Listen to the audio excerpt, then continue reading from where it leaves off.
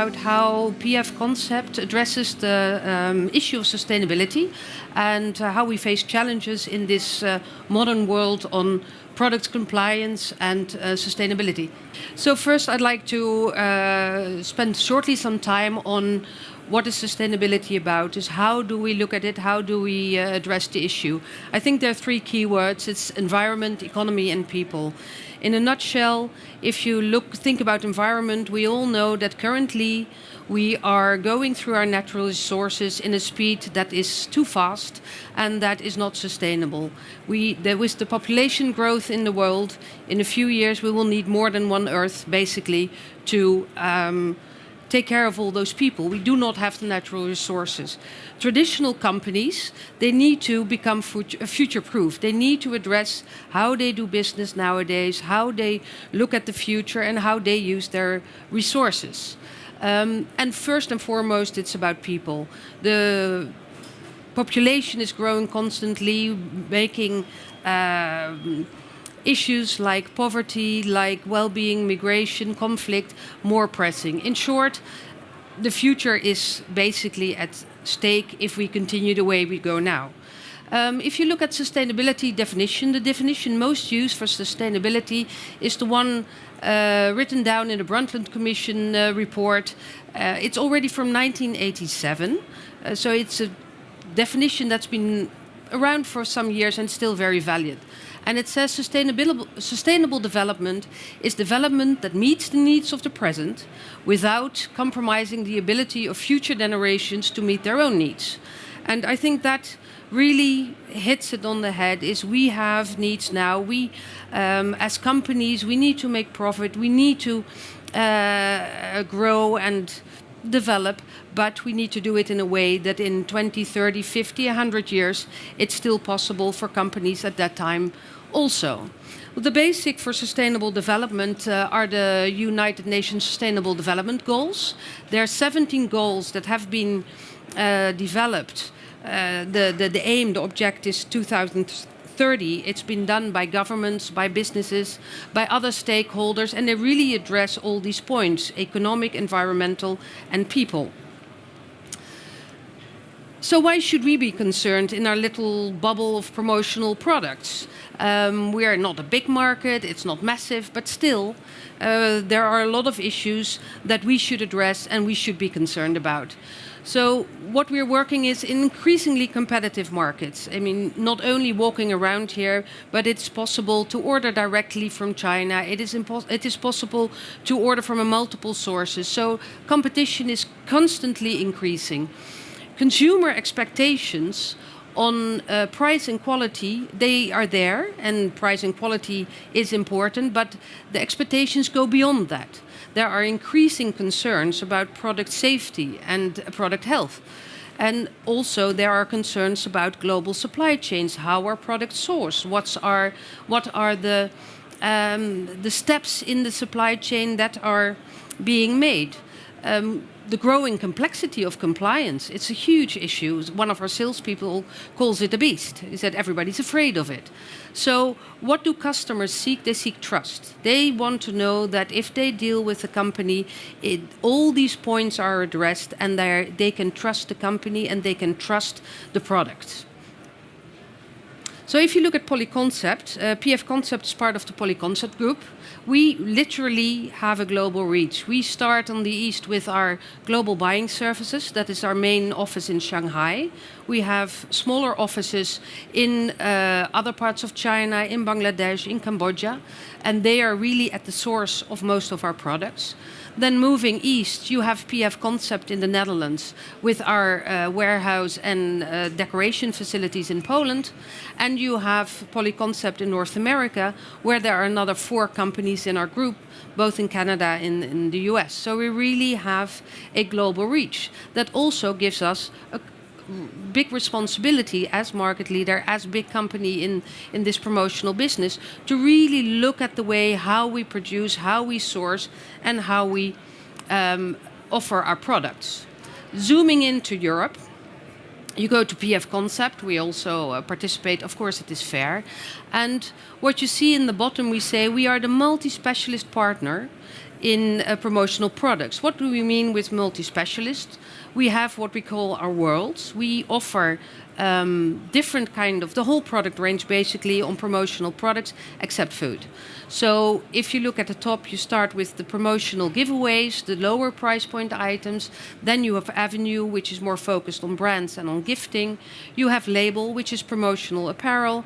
And we have World Source, which is our basically direct customized product direct from the Far East. We have showrooms all over Europe, and we have sales offices in most European countries. There are two aspects here that then also make sustainability and product compliance more complex. You have not only a lot of products. We really cover so many product ranges that product compliance immediately becomes very complex because we address all these categories. And also on top of that, we deliver to all countries. We also have a lot of countries outside Europe where we deliver. And all these countries have outside the European regulation, they also have local regulations. So it is very complex. I'm not going to read all of this. We have a clear mission statement on what we find important on CSR and how we address that. I think what is important for me in this is the continuously improvement. Sustainability and compliance, product or social compliance, it's not about doing something once. It is a constant process, and it should be part of your business practice that this is always there. It should be part of your main strategy, the way you do business, and that you constantly seek to improve the way you do business. So we have a very clear and very simple, actually, sustainability strategy, and we call it our strategy house. And you see there are a few pillars. We have the pillar sourcing, production, and product. On the basis of the social of these three pillars, you have compliance for us. That's why we say we're serious about sustainability. The basis is compliance. The product should be compliant, whether it's environmental, whether it's social, or whether it's product. And that's really where we build our whole strategy on. And again, I'm seeing if this works. They're all supported by official audits, by official regulations and documentation. So what is the key word for our sustainability strategy? It's trust, it's assurance. We want our customers, we want to know that we are very serious about the subject, and we have a very strong value base. We have a code of ethics. We have a global code of ethics, which every employee in PF Concept or in Polyconcept signs, reads and signs and acknowledges. We have a commitment on the highest level, which goes not obviously only to European management, but also to the global management. We have a very ambitious global strategy on product responsibility and compliance. I will talk about that a bit more.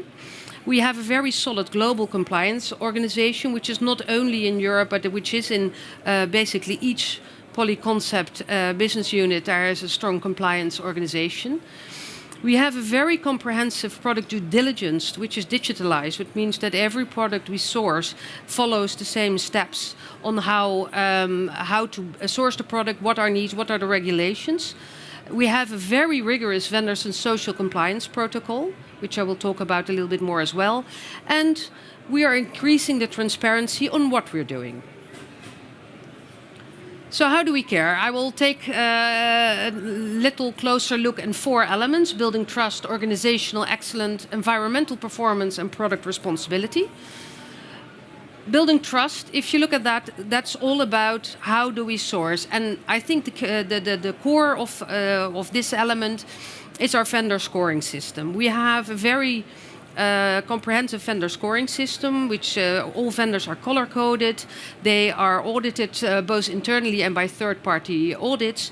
And we have biannual vendor panel reviews, which means that all senior management goes to China and we discuss the scorings of every vendor and discuss what we call the KAP, the CAPs, is the corrective action plans.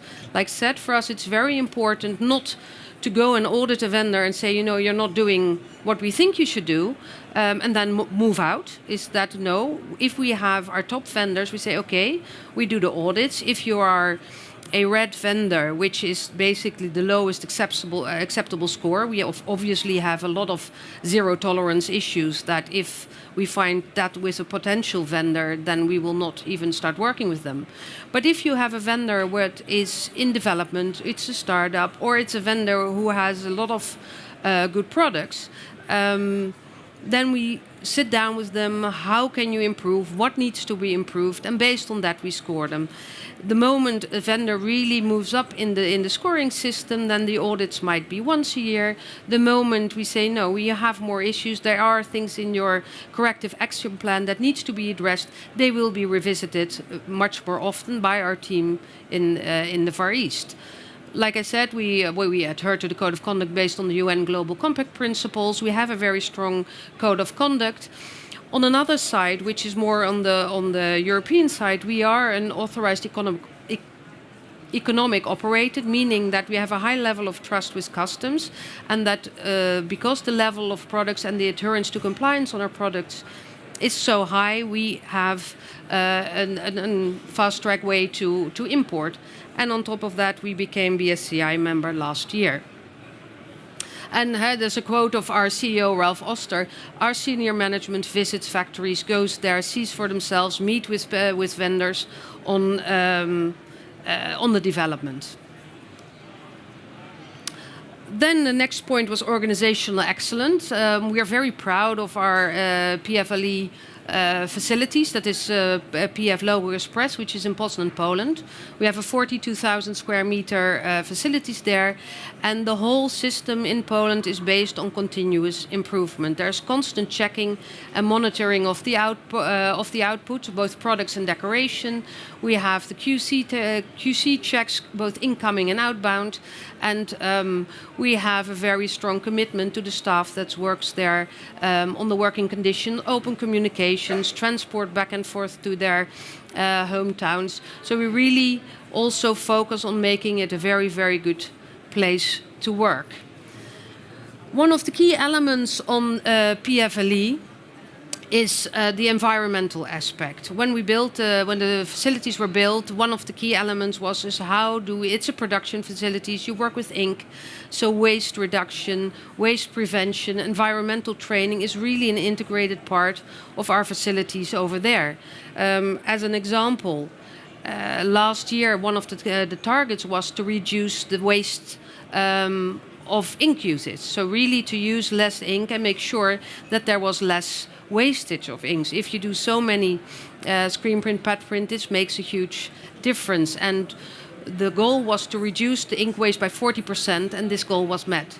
For this year, we have new KPIs for reduced wastewater. So every year there are targets in place in our facilities in Poland to reduce the environmental impact and to really step up our performance there.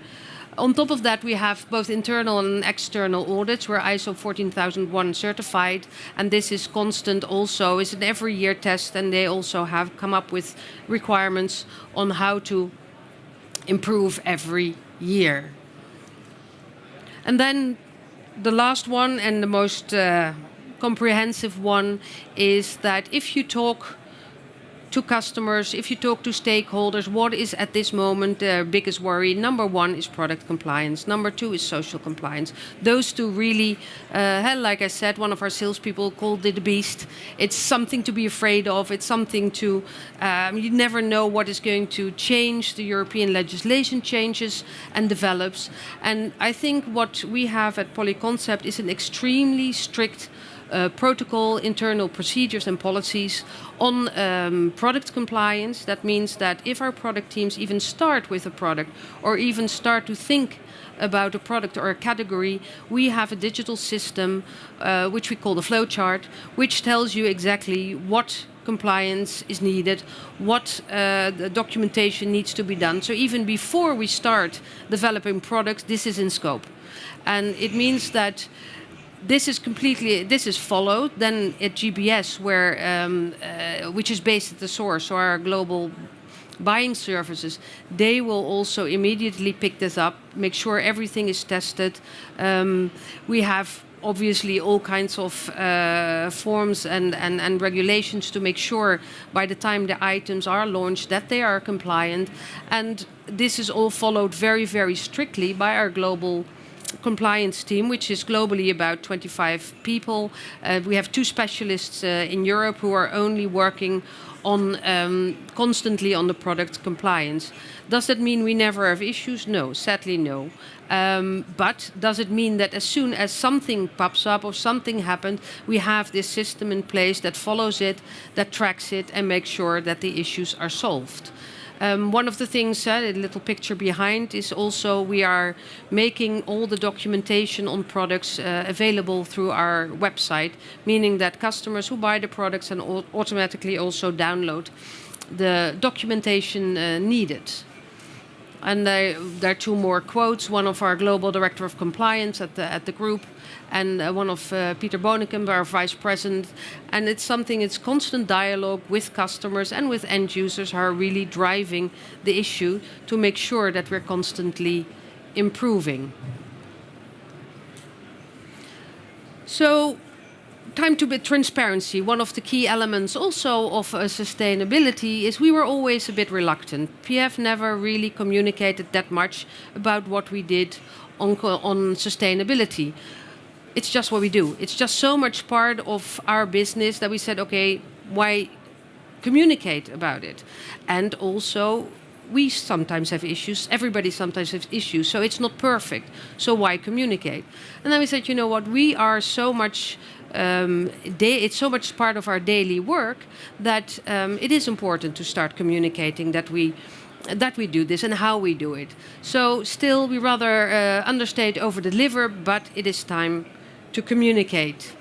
So we did that really for the first time last year, which resulted in a report, a series about sustainability, because that's what we believe. It is about integrating it in your business in all aspects, to really set KPIs, to really look, okay, how are we going to improve year on year? So the first report was launched mid-2017. The second report will be mid-2018.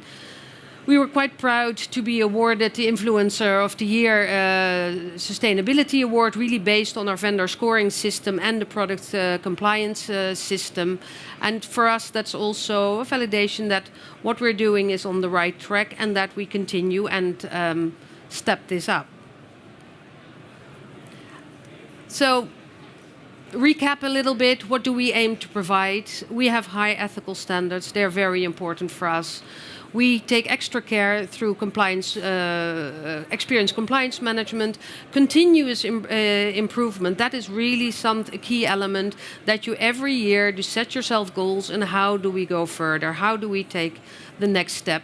We have certified environmental management, transparency on the product-related compliance, and a clear sustainability strategy in place, which also now we communicate more on. So PF is not just about product, it's not about being able to offer everything within the promotional product range, but also to give this assurance to their customers that we are making all the efforts we can to make sure that we are delivering a safe and sustainable product. Thank you. Thank you, Mrs. Lemstra. That was very interesting, and I'm kind of sort of full of respect because you were talking about understatement too. You only now started, so this is self-evident for so long now already. Great job. So what about the audience? But what I would like to know is how long did it take to set up, to develop your philosophy of compliance and to set up your system of the digital flow chart? How long did it take? Well, the system, I think, has been in development 10 years. It's something that is always product safety and product quality has been an integrated part of PF for way before I started. The flowchart took several years to develop because of the complexity with European legislation, because of the changes in legislation. With the coming of REACH alone, it became all much more complex. So this flowchart took several years to put into place. And again, that is also something which is in constant development, because every time a legislation changes or is adapted, it needs to be updated. So this is really several years of work, and now it's sort of a constant process to make this work and to make sure that it keeps up to date. And as far as I know, you start your reporting last year as well. The reporting started last year, not the internal reporting. Obviously, with a 25 people compliance team, the internal reporting was in place. It's just that PF is a serious company, so what we said, if we report, we want to know what we report, and we want to be very sure about that. So that's why we said, okay, we do it the moment we feel ready, and not to make it into a marketing message, but really say, okay, we have our system in place, and now we are confident that we can communicate. And are you planning to do it in a certain frequency? Yes, every year. Every year? Yeah. I think that a report, like I said, it is a process. It's about continuous innovation. And for us, the first report was on finding your voice, finding the way to communicate what are we doing now. And for 2018, we're looking also much more in giving concrete examples, like I said, about the waste reduction. What are we doing in Poland? What steps are we taking internally? We've started an internal sustainability program as well, which is still very much baby steps, so that's something we might communicate about next year or maybe the year after. And last question. Yesterday we had a speaker, a representative of MERIX, Mercator Institute for China Studies. They are situated in Berlin. He was telling us something, he gave us some insights about the situation in China concerning the Blue Sky Initiative. Yep. What can you tell us about the Blue Sky Initiative? Well, I know that in China there have been factories that are being shut down because they are not environmentally friendly enough. They are producing too much CO2, etc. And I think that because of our vendor scorecard, we have not been impacted that much by that initiative. It's a good initiative, and I think what happens in China is the moment they start something, they'll go fast. And because of the way we already approach our vendors, because of the audits we already do, and because of the scoring we already do, I think a lot of our vendors, and certainly our top 100 vendors, were not impacted by that because they are outside the scope of the Chinese initiative. What I heard about your CEO, Ralph Oster, I think it's just another interesting question. I heard that he was invited to the Indian embassy in Amsterdam to present your philosophy and your system, your compliance system. Is that true? Or is it just a rumor? To be honest, very honest, I don't know. Okay. So I cannot answer either yes or no. I heard about, because it's interesting also for other countries, because it works, the system. I think the system, yes, and that we believe very strongly in it, to have a good system in place, and then also it makes next steps easier to do. And as we have such a wide range of products, we need to have a good system in place. Otherwise, your speed, because that's one of the things also in this market, is the speed of introduction, the way how often products are introduced. Before, it used to be twice a year. You have a big launch in January, then you have a smaller launch in the end of year. And what you see more and more is that you constantly introduce products, and that the speed to market is increasing so much that you must have a good process in place to be able to do that. So it is not just to avoid problems with products, it's to make sure that your business can develop with the speed of the market. I think it's a kind of nudging system for your supply chain, and that makes it interesting. Also makes it also interesting for other countries. Yeah, because it works. It works, and Yeah. obviously we source not only in China. We source in many countries, and actually some of our best factories might not be in China. They might be in other countries. Yeah. So I just wanted to ask if you feel that the customers also value your engagement for environmental issues, or if you feel that customers value more the price than. it's a fight. Everybody, it's a competitive market. Price is very important. But I have a nice example on that one, actually, is that we had some time ago a request from a customer for a Frisbee.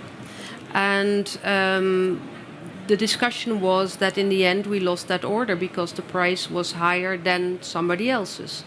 And after a few days, the customer came back and says, okay, it turns out that a Frisbee can be regarded as a toy, and if you want to imprint a Frisbee, then you need to have special ink which is suitable for children.